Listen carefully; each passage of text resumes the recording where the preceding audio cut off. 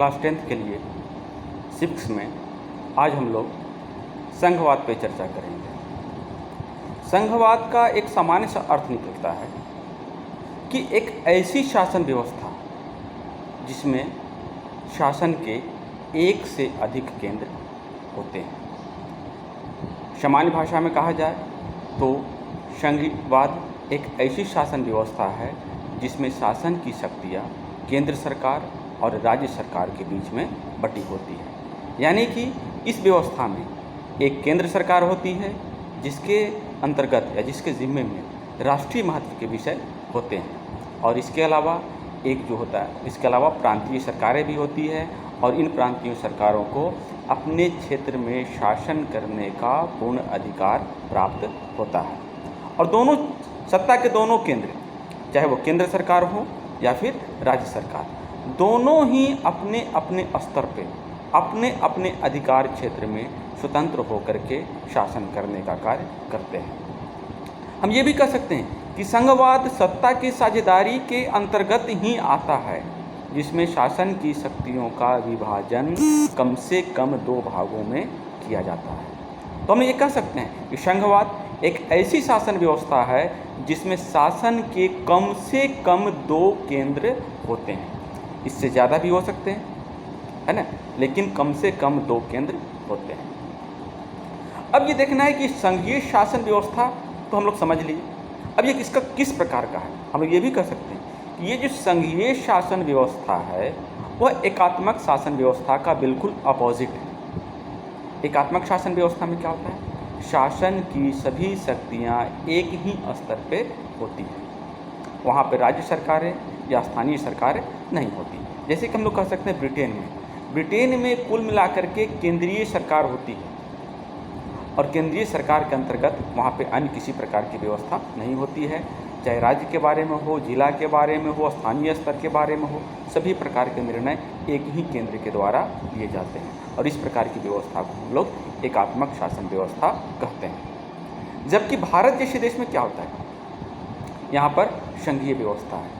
एकात्मक व्यवस्था में एक चीज़ और देखने को मिलता है कि जो भी सरकारें होगी वह पूरे तरीके से अधीन होकर, केंद्रीय सरकार के अधीन होकर के शासन करती है, और केंद्र सरकार जब चाहे तब अपने अधीनस्थ जितने भी राज्य होते हैं, जितने भी सरकारें होती है, उसमें वो उनको आदेश जारी कर सकती है। लेकिन संघीय व्यवस्था में क्या होता है? पहली बात, शासन के एक से अधिक केंद्र होते हैं। दूसरी बात, इसमें अगर हम लोग कह सकते हैं कि केंद्र सरकार और स्थानीय सरकार, जो राज्य सरकारें होती हैं, तो राज्य सरकारें अधीनस्थ नहीं होती हैं बल्कि स्वायत्त सरकार होती हैं।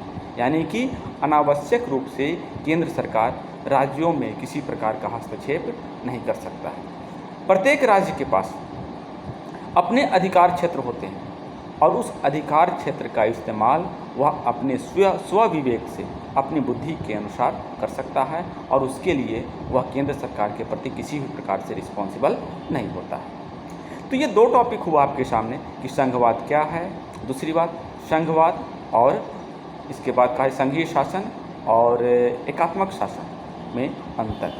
अब हम लोग देखते हैं संघवाद को और ब्रॉड लेवल पे देखते हैं कि संघवाद की विशेषताएं क्या क्या हैं, इसके अंतर्गत क्या क्या सारी बातें होती हैं। एक बातें तो हमने आपको पहले से बताई कि संघवाद में शासन के कम से कम दो स्तर होते हैं। एक स्तर केंद्रीय सरकार और दूसरे स्तर राज्य सरकारें। हमने आपको बताया इससे अधिक स्तर भी हो सकते हैं, और प्रत्येक राज्य अपने क्षेत्र में शासन करने के लिए स्वतंत्र होते हैं। एक दूसरी विशेषता जो होती है कि संघीय शासन व्यवस्था में जो शासन के दोनों स्तर, वह दोनों स्तर एक ही नागरिक समूह के ऊपर शासन करने का कार्य करते हैं। एक एग्जाम्पल के तौर पे हम लोग ले सकते हैं कि मान के चलिए कि केंद्र सरकार और किसी एक राज्य, बिहार का नाम हम ले लेते हैं, तो केंद्र सरकार और बिहार सरकार दोनों का जो शासन होगा, बिहार क्षेत्र में जितने भी जनता नागरिक आते हैं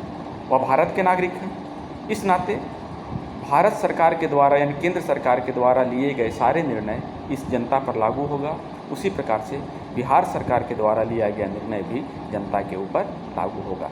यानी कि संघीय व्यवस्था में केंद्र सरकार और राज्य सरकारें दोनों एक ही नागरिक समूहों के ऊपर शासन करने का काम करते हैं। इसके बाद तीसरी विशेषता, संघवाद में केंद्र सरकार और राज्य सरकार दोनों के कार्यों का विभाजन किया जाता है। संविधान के माध्यम से संघ और राज्य दोनों सरकारों की शक्ति, कार्य, अधिकार इसका पूरी तरीके से वर्गीकरण कर दिया जाता है और संविधान इस बात की गारंटी प्रदान करता है कि वह जो है उनके अधिकारों का रक्षा करेगा। नेक्स्ट बात अगर कहें तो चूँकि संविधान केंद्र और राज्य दोनों के लिए है, इसलिए संविधान में किसी भी प्रकार का संशोधन करना है तो वह संशोधन, खास करके संघवाद से संबंधित किसी भी प्रकार का अगर संशोधन करना है, उस संशोधन में केंद्र और राज्य दोनों स्तरों की सहमति की आवश्यकता होती है। यानी कि संविधान में संघवाद से संबंधित किसी प्रावधान में कोई चेंजिंग लाना है, परिवर्तन करना है, तो वह परिवर्तन दोनों वर्गों के सहमति से ही होगा। इसके बाद अगर केंद्र और राज्य के बीच में किसी प्रकार का अगर कोई विरोध की स्थिति होती है, मतभेद की स्थिति होती है, तो उस मतभेद को दूर करने का काम जो है सर्वोच्च न्यायालय के द्वारा किया जाता है। यानी कि सर्वोच्च न्यायालय संघ और राज्य के बीच में विवाद होने की स्थिति में वह उस विवाद को दूर करता है। ठीक इसी प्रकार से दोनों वर्गों के लिए, यानी कि केंद्रीय स्तर के लिए और राज्य स्तर के लिए, दोनों स्तर के लिए रेवेन्यू एवं अन्य सभी स्रोत जहाँ से गवर्नमेंट को आय हो सकती है, वह सब जो है बिल्कुल अलग अलग होते हैं। तो ये संघवाद का स्वरूप हुआ। अब एक संघवाद की स्थापना करने का उद्देश्य क्या होता है? कहा जाता है कि किसी भी देश में अगर संघीय व्यवस्था लागू की जाती है तो उसके दो उद्देश्य होते हैं। उद्देश्य नंबर 1, देश की एकता और अखंडता को सुरक्षित बनाए रखना। केंद्र सरकार के दायित्व में सुरक्षा का दायित्व होता है और पूरे देश की सुरक्षा का भार अपने हाथों में लेती है। तो संपूर्ण देश की सुरक्षा का दायित्व होना और उसे बढ़ावा देना। और दूसरा क्या होता है, केंद्र की सुरक्षा यानी राष्ट्रीय सुरक्षा के साथ साथ राज्य में जो डाइवर्सिटी है, विविधताएं हैं, जाति के आधार पे, धर्म के आधार पे, संस्कृति के आधार पे, भाषा के आधार पे, तो इन संस्कृतियों की रक्षा करना, यानी कि क्षेत्रीय विविधता का सम्मान करना और उसे सुरक्षित बनाए रखना। तो इन दो उद्देश्यों के लिए मुख्य रूप से संघवाद की स्थापना की जाती है। लेकिन संघवाद कायम कैसे होगा? तो संघवाद को कायम करने के लिए ज़रूरी है कि केंद्र सरकार और राज्य सरकार एक दूसरे पर भरोसा रखें, है ना।